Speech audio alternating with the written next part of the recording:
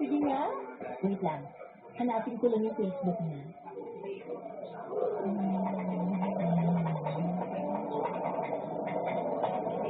Oh, eto. Kasi hindi na-updated yung picture niya eh. Parang 2 years ago pa yata yung profile niya. Hindi na kasi siya active sa Facebook. Patingin nga. Ay, hala, pogi nga. Naka-jackpot ka, girl. Kaya nga eh. Pero pati mo pa sinasagot hanggang ngayon. Getting to know stage pa lang naman kasi kami. Saka may hinihintay akong sign mula sa kanya. Sign? Anong sign naman yan? Horoscope, gano'n? Hindi. Basta, sign mula sa universe. Ano ang sign yung sinasabi mo? Basta, akin na lang yun. Kapag sinabi ko, baka ma-jinx ka. Kung ako sa'yo, sasagutin ko na kaagad yan. Mahirap na kapag naagaw pa yan ng iba. Tandaan mo, kapag ganyan sa gwapong lalaki, hindi lang isang babae ang sinupormahan yan. Grabe ka naman. Mapapa-overtake ako niyan sa sinabi mo eh. Totoo naman kasi, yung mga ganyang lalaki, the more options, the more chances of winning. Basta, kung may makauna, edi may makauna. Ibig lang sabihin nun, hindi kami para sa isa't isa. At least, nakakaligtas ako sa heartbreak, di ba? Pero kapag kami talaga, makakapag-antayan. Basta kapag natanggap ko na yung sign, sasagutin ko naman siya agad-agad eh. Ay naku, good luck. Oh, yung extension sa room 305 huwag mong kalimutan. Eto na, inaayos ko na.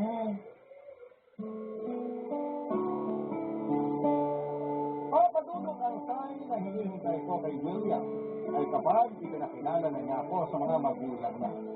Kapag nangyari yun, papadulong ay sasagutin ko na siya halos 1 buwan bago naganap ang inaasahan kong meet up namin ang kanyang mga magulang. Hindi ko sinabi sa kanya na gusto kong makilala ang parents niya. Siya mismo ang kusang nagpakilala sa akin. Papunta na kami noon sa date namin nung biglang nag-iba ang ruta nito.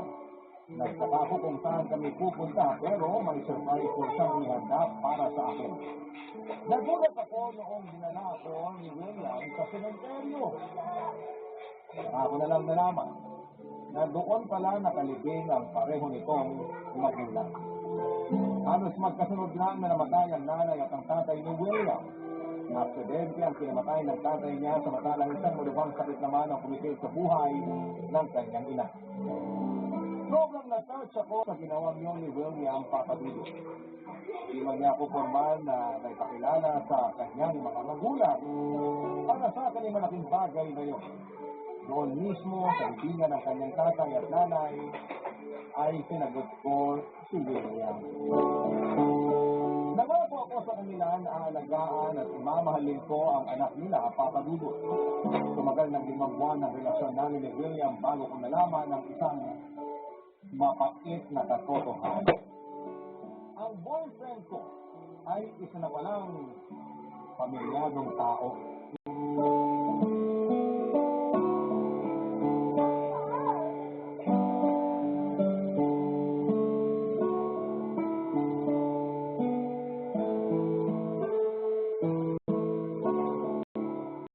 Ate Dang, may tanong ako. Anong masasabi mo sa mga tao? Ha? Anong tingin mo sabihin? Anong tingin mo sa mga babaeng kumakabit sa mga lalaking may pamilya na? Kung anong opinion ko sa mga ganong babae? Oo. Curious lang ako.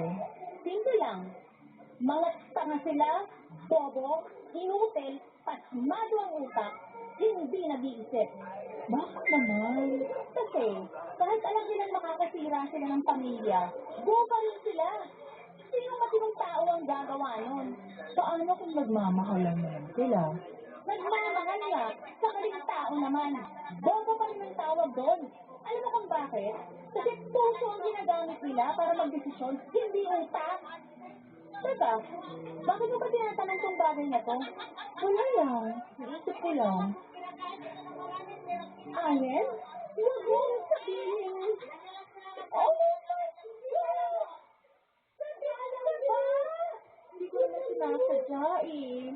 Hindi ko alam na may pamilya na si William. Ano? May pamilya na si William? Yung walang yang yun? Paano mo nalaman na may pamilya na siya? Sugod siya ng asawa? kasi hindi ganun ang nangyari. Nalaman kong totoo nung aksidente ko silang nakita. Di ba may event tayo next month? Oo, yung anniversary ng hotel. Naisip ko na paghandaan yung event na yun.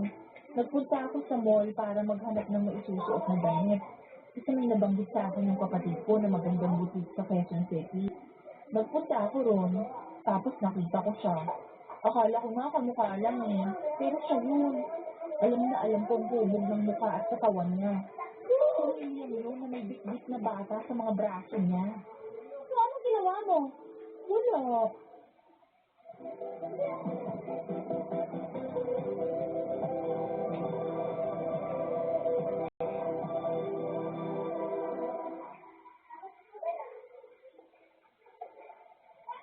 Don, hindi!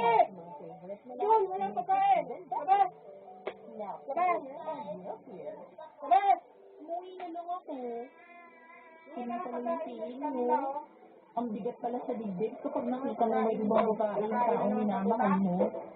Parang tumigil yung mundo ko ng time na yun eh. Kainin niyo yung kuka niyo. Naminig ako pero tagakdak yung pawis ko. Para bang nung moment na yun, may nakasarak na kutsilyo sa puso ko. Ang sakit. Nagutom na ba kayo? Ilang beses niya na akong tinatawagan pero hindi ko sinasagot. Sinabi ko na lang sa kanya na busy ako sa work ngayon. Ano pang ginagawa mo? Iwalayin mo na siya. Okay, Dong. Dapat hindi. Wala siyang gagawin, mamaya ka. Ano hindi mo kaya? Paano kung tanga rin ako, bobo, inutil, wala sa tamang pag-iisip tulad ng sinabi mo? Alam kong matalino kang babae. Hindi bagay sa'yo maging sabit. Iwan mo na yung lalaking yun. Pero mahal ko siya eh. Hindi ko siya kayang iwan. Ayen, maawa ka sa sarili mo. Maawa ka sa asawa niya, sa mga anak niya. Alam mo na yung feeling, di ba, na makita mo yung mahal mong may kasamang iba? Ano sa tingin mo mararamdaman ng asawa niya kapag kayo naman ang nakita niyang magkasama? Mas masakit yun para sa kanya. Siya yung legal eh. Magiging masama ba ako kapag mas pinili kong ipagpatuloy itong relasyon namin? Oo. Dudumihan mo lang yung pangalan mo sa gagawin mo. Maganda ka, matalino. Huwag mo gawin ka sa sarili mo. Hindi ka maruming babae. Hindi ka maninira ng isang masayang pamilya dahil lang sa kalandian ng isang lalaki. Hindi ko na talaga alam kung anong gagawin ko. Lumayo ka na sa William na yon. Yun ang gawin mo. Hiwalayan mo na siya bago pa magulo ang buhay mo. Huwag mo nang hintayin pa na masira ang pangalan mo, Ayen. Walang magandang idudulot sa'yo yung pagsabit mo sa lalaking may asawa na.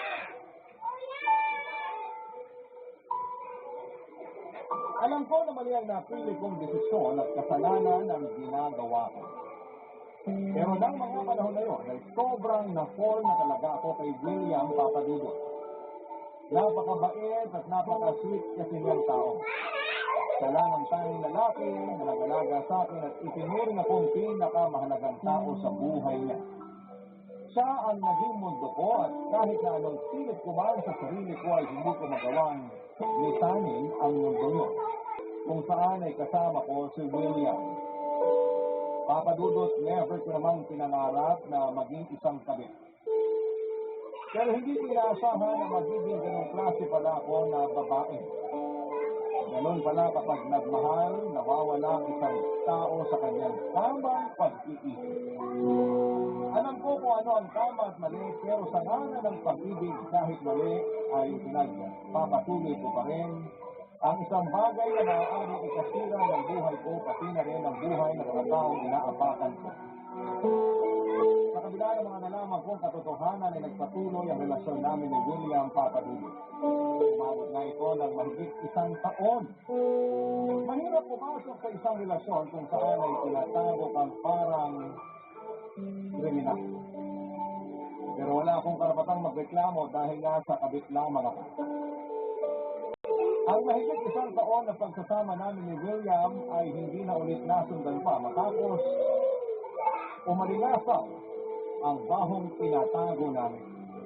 Hindi ko alam kung paano nangyari pero nabisto ng asawa ni William ang relasyon namin dalawa. Papadudot sa hotel mismo kung saan ako nagtatrabaho ay sinugod ako ng asawa ni William.